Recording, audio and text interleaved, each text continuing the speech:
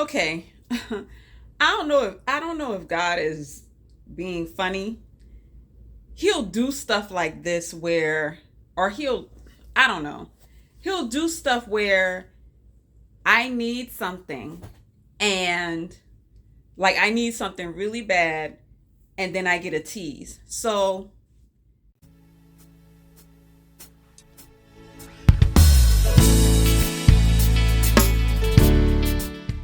as of right now, I have 8 days before I have to go to court for my case. So I need $5,800. I've done everything I could possibly do. Everything I could possibly do. And so all I can do right now is wait to see what God is going to do because there's nothing else I can do. I've done it all. Try to get loans, ask people, like tried to make some phone calls to see if something could come. Done it all, right? So there's nothing else I can do but go to this new job that he's given me and wait to see if he's going to do something. So I go to the mailbox, literally only a few minutes to go, and I get an envelope like this. Y'all recognize envelopes like this. With It's a check, right? I open it up and I pull it out, and the check is for $5. I need $5,800 in 8 days. And this check is for $5.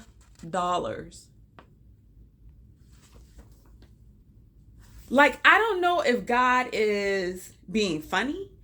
I don't know if God is saying, I got you. Look, see? I can send checks for no reason. Like, I don't know what he's doing. I don't get this. I don't. Um, but but I still believe, like, it's not even that I believe. I know he's going to come through because there's nothing else I can do. So it's on him. And he promised that I wouldn't get evicted. I have no inkling whatsoever that I'm going to get evicted, like no inkling whatsoever. And it sounds crazy, but your spirit always tells you, gives you clues, right? So you'll know if something isn't going to work out. You just hope for the best. No, like I know, but I have no idea how he's going to do this. But it trips me out that today he sends me a freaking $5. What the freak am I going to do with a $5 check? God, I, I'm trying to understand if God is playing with me. Or maybe it's Satan playing with me. I don't know. But I'll tell you what I do know. I'm tired of trying to figure it out. So today I go to the bank to deposit. Remember the little $5 check? I went to go deposit that, right? And before I went to go deposit that, I stopped by the post office box that I have. And honestly, I went there with hope, with a lot of hope, right? Because you hear all of these testimonies about how some unexpected check came in the mail, right? And of course, that was what I thought this little $5 check would have been, considering where we are. But I was like, well, God, it's 5 days until this court appearance where I have to appear before a judge to hope that they let me stay in this apartment or negotiate. I don't know. So I'm thinking, hoping that maybe God has done something and it's waiting for me in the mailbox. I get there, and instead I get, where is it? I get this little baby, right? And it is a notice from this account that I had years ago. And when it came in the envelope, it comes in an envelope like this, right? And when it came in the envelope, it comes in, one of these envelopes like that. And I'm thinking, honestly, I was on the fence. There was a part of me that was like really hoping, and then another part that was like, you've been in this position before, you've walked to your mailbox before hoping, and nothing happened. In fact, you got a $5 check to show that nothing happened. So just be prepared. And I get this little baby and I open it up, and sure enough, all it is something saying, hey, we just wanted to confirm your address. So nothing's in the account. It's just, there was no miracle check. There was no, where's the rescue that I was supposed to have? I don't know. All I know is that it is 5 days until my court date.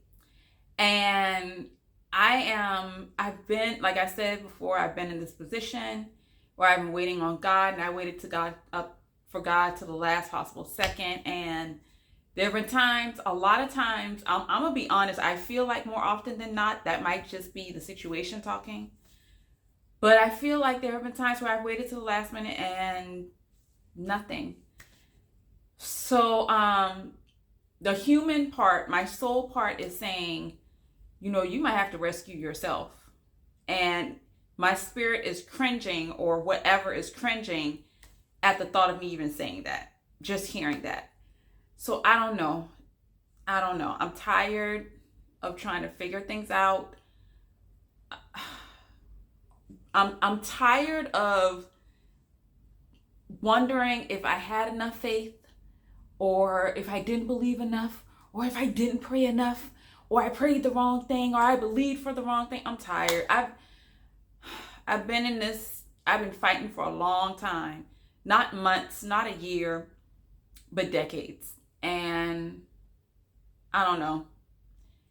I'll give an update later. I hate this because I feel like all I come on with is complaints. And one of my prayers this morning was, God, please be with the parents that are going through something like this and have to deal with their kids, or parents who, have no hope when they go to the hospital and see their kids fighting for their life. Like, that's a fight. You know what I mean? That's a fight. I don't have any kids. I'm not trying to help my family or get my family through this. Although I do have family that I want to help, but it's not like I'm trying to pay the rent to keep a roof over my family's head. I'm just trying to keep a roof over my head.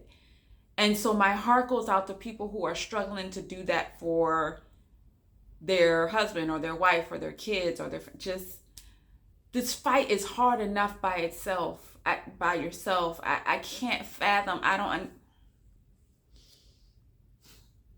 God is still good. That's what I keep wanting to say. God is still good. And I still want to stand on that. So I'll come back with an update probably after the court date.